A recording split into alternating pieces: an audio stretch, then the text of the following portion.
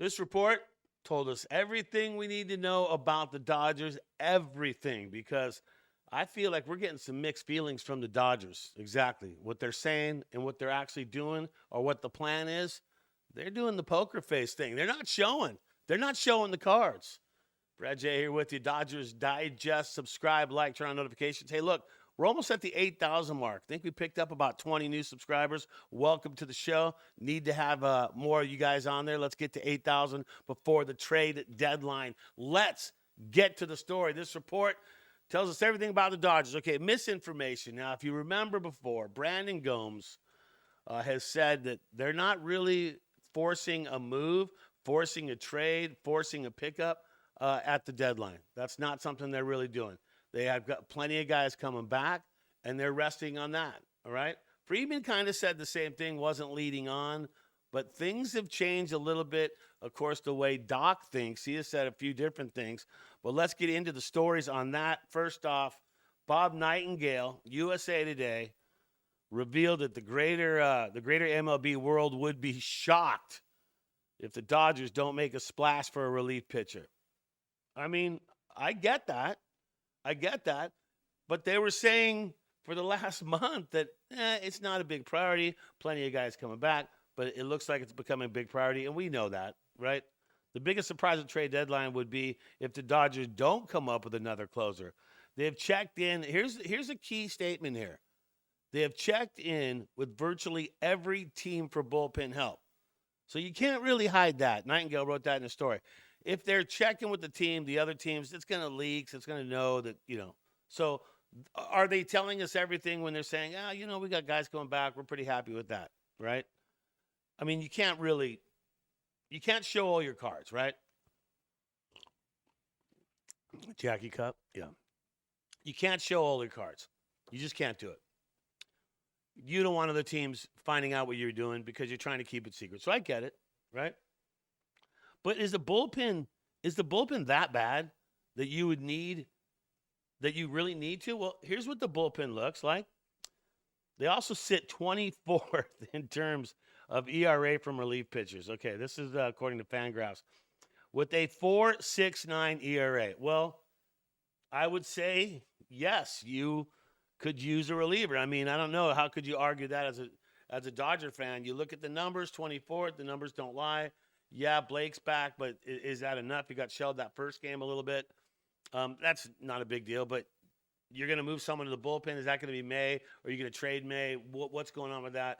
So you have to kind of look at it all the ways on it. Now, what does Dave say about the whole thing? All right, manager Dave Roberts. Well, he's made it clear that the organization is pursuing a deal for a high-leverage arm and will not hesitate to make a move.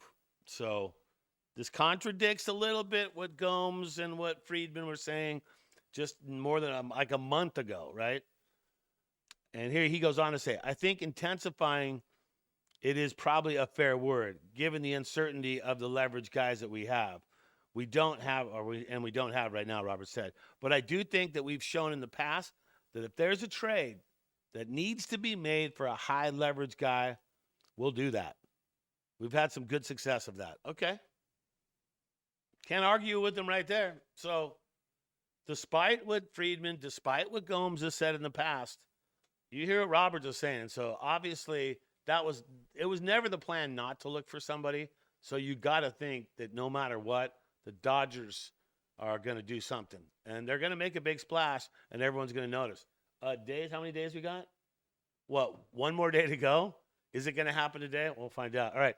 Mookie Betts, he is out of the slump. Brad Stradamus predicted this one too again, right? I told you when he started hitting that he was out of the slump. And he's in a good headspace. He's dealt with the family tragedy at home.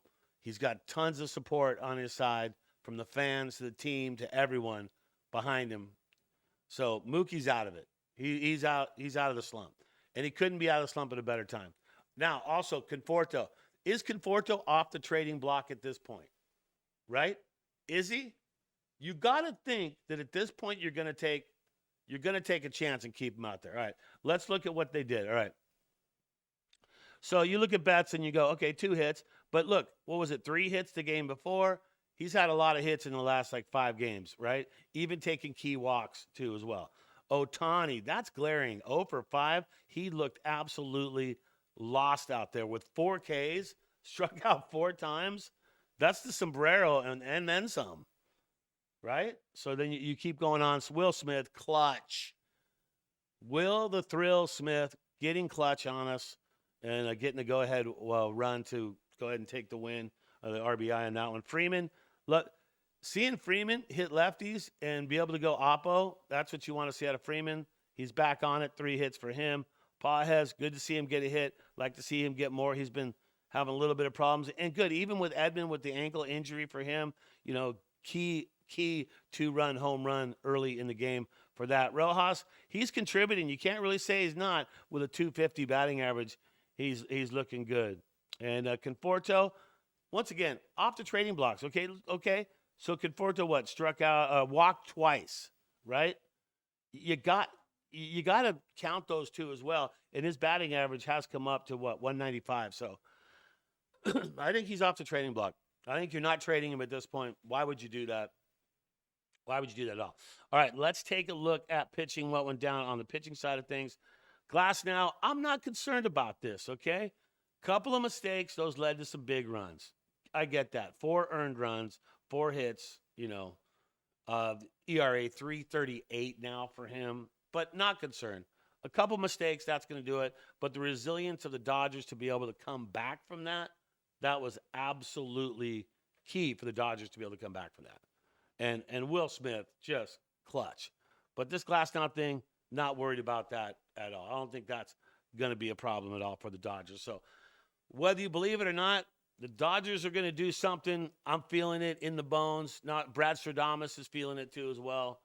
And we'll see how it goes. Remember now, also yesterday, or actually before this series went off, I said that if the Dodgers don't sweep the Reds, I will drink coffee out of my shoe, which is behind me. All right? It's been a while. It's almost been probably about 7 months since I had to drink coffee out of a shoe. But if the Dodgers don't sweep with Ohtani on the mound tonight, then I literally will drink coffee from my shoe. Right? And yeah, it's gross. But Brad Stradamus usually isn't wrong very often. So Dodgers look to wrap things up. That is for tonight. This is going to be the big game. They need to take the win. Ohtani on the mound. And for him, it's got to be redemption, man. You go 0 for 5 with 4 Ks. Oh, he's steaming. So I expect we're going to see a very strong Ohtani on the hill and with the bat. I mean, look, he's one of the only guys in how many years to hit a home run and strike out a guy in the same inning, right? So look for Ohtani to have big things tonight on the mound and with the bat because he is a driven man and he's going to come out there and he's going to send it. All right. Hey, that's going to do it. Dodgers Digest. Help us get to 8,000. You can do it. All you got to do is just subscribe, like, and turn on the notifications. I'm Brad J. And as you go through your day, always remember to just think Dodger Blue and let's go Dodgers.